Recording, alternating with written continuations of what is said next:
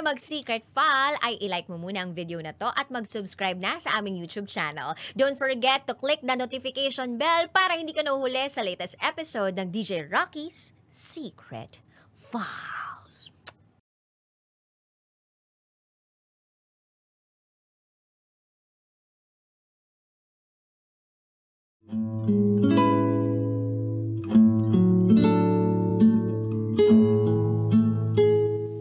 And now, it's time for DJ Rocky's Secret Files.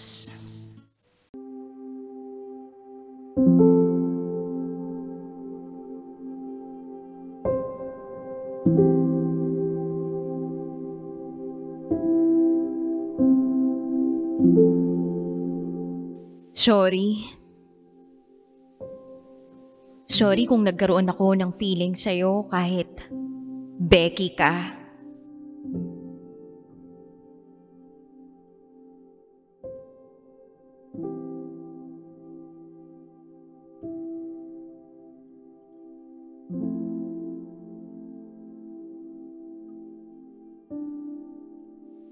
Hi DJ Rocky.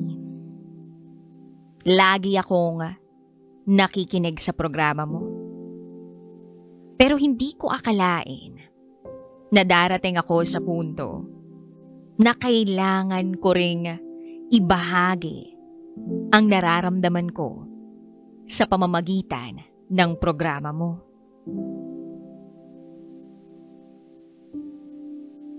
Itago mo na lang ako sa pangalang Kay. At ito, ang aking secret file.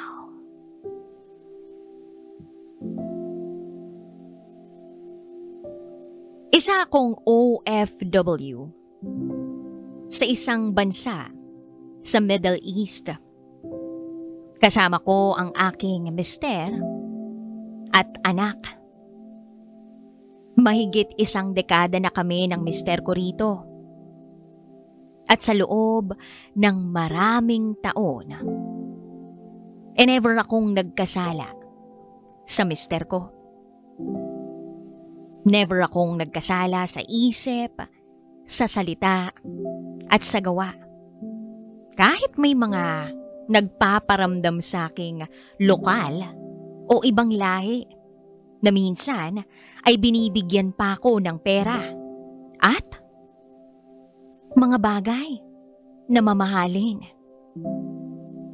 May mga itsura naman sila, pero sadyang wala silang dating sa akin. Kaya kahit crush lang, hindi ko yun naramdaman para sa kanila. DJ Rocky, hindi naman ako kagandahan at aloof din ako sa mga tao. Sabi ng iba, mukha raw akong bata sa edad ko.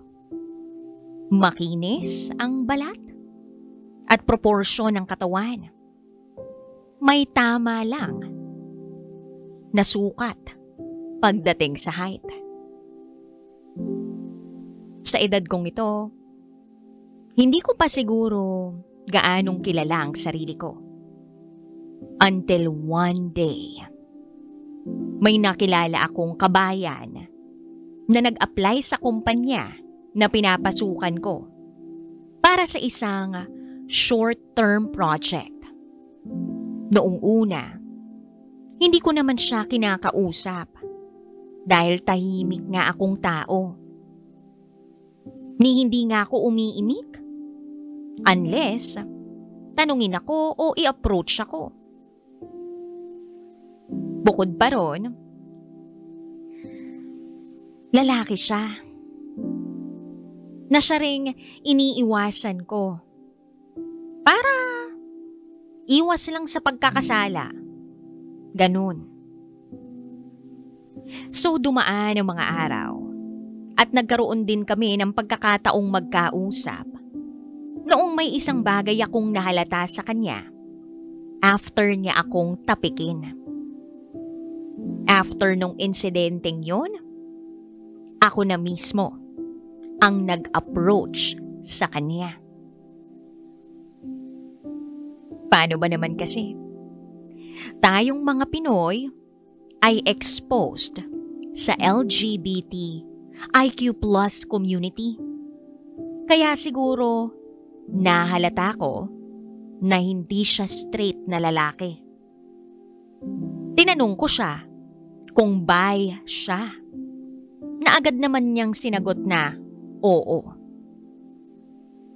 Kaya napagtanto ko sa sarili ko na safe itong taong to na kausapin ko. Okay lang na maging ka-close ko kasi bi naman. For sure, hinding-hindi ako magkakasala nito. Itago natin siya sa pangalang Kai. DJ Rocky. Etong si Kai, guwapo. Hindi siya mukhang Pinoy. Madalas nga ay napagkakamalan siyang Vietnamese, Korean, Chinese o Japanese. Maganda rin ang propesyon niya. At isa rin yun sa mga pinapangarap kong kunin nung nasa high school pa lang ako. Marami kaming similarities when it comes to astrology. Pati na rin sa skills. Ang pagkakaiba namin, yung personality. Outgoing siya. Ako naman, may pagka-introvert. Dumaan pa ang mga araw. Lagi na kaming sabay kumain ng lunch. Hindi naman talaga ako kumakain ng lunch. Pero dahil kay Kai, napipilitan akong kumain. Masaya siyang kasama. Which is normal naman sa mga tulad niya. Lagi niya akong pinapatawa dahil sa kamalditahan niya. Noong una, nilibre niya pa ako. At ang saya-saya ko ron. Sino ba namang hindi sasaya? Sa libre, diba? And by the way, napag-alaman ko na may jowa siya rito, nakabayan din. Aside from admitting na bi siya, inamin niya na may jowa siya. Dito rin sa bansang ito kung saan ako nagtatrabaho. As days went by, napansin ko na sa sarili ko na hindi na ako sanay pag hindi siya nakikita. Kapag nalilate siya, hinahanap-hanap ko siya. Nag-worry ako sa behavior ko. Kaya sinubukan kong itaboy siya by telling him kung saang restaurant o cafeteria masarap ang food. Kaya next time, alam na niya kung saan kakain kahit wala ako. But for whatever reason, we still end up having lunch together. Sinubukan ko nga rin ipakilala siya sa kaibigan kong babae. Para kako may iba siyang kilala. At nang makaiwas na ako sa kanya. But none of those things worked. Kasi nahook na ako sa kanya. It was all my fault. Kasi iba yung interpretation ko sa mga kilos niya towards me. Maalaga siya, gentle magsalita, masaya kausap. There were times na binibigyan niya ako ng chocolates, even nung Valentine's. To be honest, hindi ganito yung mister ko sa akin. Never akong naka-receive ng chocolates mula sa kanya.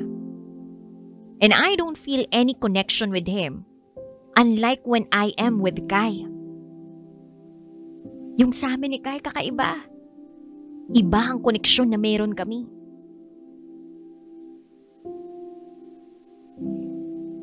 So, fast forward. inabsorb si Kai ng company namin. Kasi nagustuhan siya ng boss ko. Actually, feeling ko nga yung boss ko, Biden. Kaya nga, ante ang tawag namin sa kanya. Well, ang saya-saya lang kapag magkakasama kami. Parang magkakaedad lang kami kahit 10 taon yung tanda ko kay Kai. Masaya at kontento na ako sa sitwasyon namin. Walang complications. Nanay-anak relationship. That's what I thought. Until one day,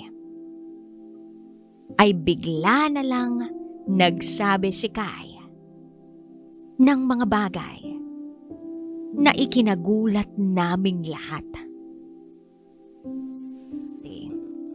Bigla na lang nagsabi si Kai na hindi na siya tutuloy sa kumpanya namin dahil meron siyang na-receive na mas magandang offer from another company, which is in line sa kanyang profession. Mixed emotions ako noon.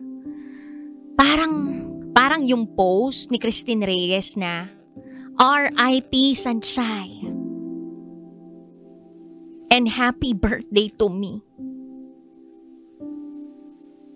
Masaya ako para sa kanya at malungkot para sa sarili ko.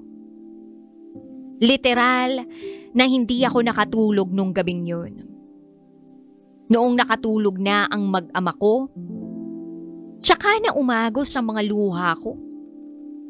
Tsaka ako napagtanto na hindi lang to simpleng separation anxiety na lagi niyang ipinipilit. May mga naging kaibigan naman ako na umalis sa kumpanya. Na oo, nalungkot ako pero hindi umabot sa puntong umiyak ako. Lahat ng frustration na nararamdaman ko, idinaan ko sa pagpo-post sa IG na siya namang hino-heart niya palagi. Without knowing na siya yung subject nung post ko. Alam mo, DJ Rocky, umabot pa nga ako sa puntong kumukonsulta ako kay ChatGPT para ma-assess at ma-i-explain yung nararamdaman ko. Tama naman yung payo ni ChatGPT pero hindi maibsan nun yung bigat ng kalooban ko. Para akong namatayan. Gusto kong magwalwal kahit bawal sa amin. Gusto kong magwalwal kasama siya. At hindi ko alam baka kung anong magawa ko.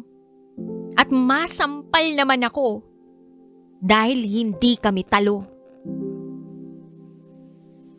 Lahat ng yun ay nasa utak ko lang. Lahat ng yun ay imagination ko lang at hindi mangyayari sa totoong buhay. DJ Rocky, hindi ko na kaya yung nararamdaman ko. Kaya ilalabas ko na lang. Baka sakaling maipaabot mo yung mensahe mula sa kaloob-looban ng pagkatao ko.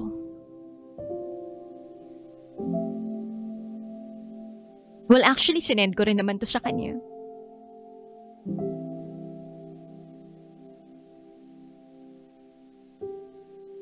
At ang mensahe ko ay, I'm happy for you. And at the same time, sad for myself. I think it's better this way kasi baka kung tumagal ka pa at biglang umalis, baka biglang mabaliw na lang ako. Mabaliw sa lungkot. It's enough na napasaya ako ng isang human.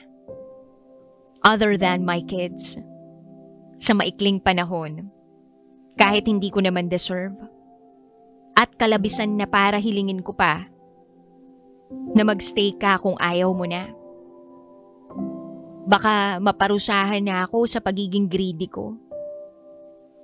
I know you're trying to find reasons why I'm behaving this way. But I suggest you stop there. It's either hindi mo maiintindihan or you're trying to avoid understanding what I really meant. Don't blame yourself for leaving.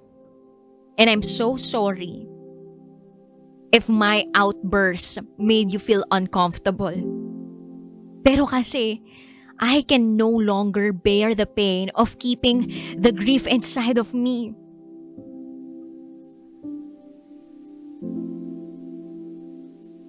Nung umalis ka, I know you will no longer be there for me. And I will always understand why. Lastly, sorry. Dahil nakilala mo yung isang taong sobrang sensitive na tulad ko.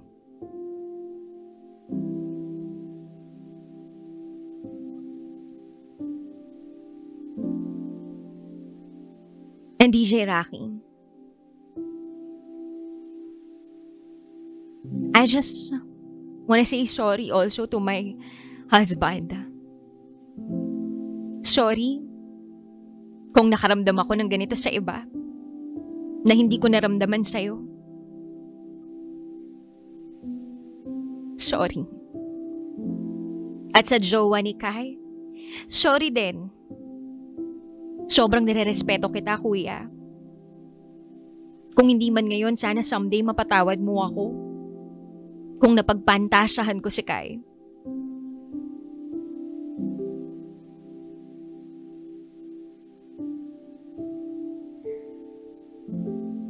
Hanggang dito na lang po, DJ Rocky. Sana malagpasan ko yung grief na to at mapatawad ko na rin yung sarili ko. Muli, ako si Kay. At ito, ang aking secret file.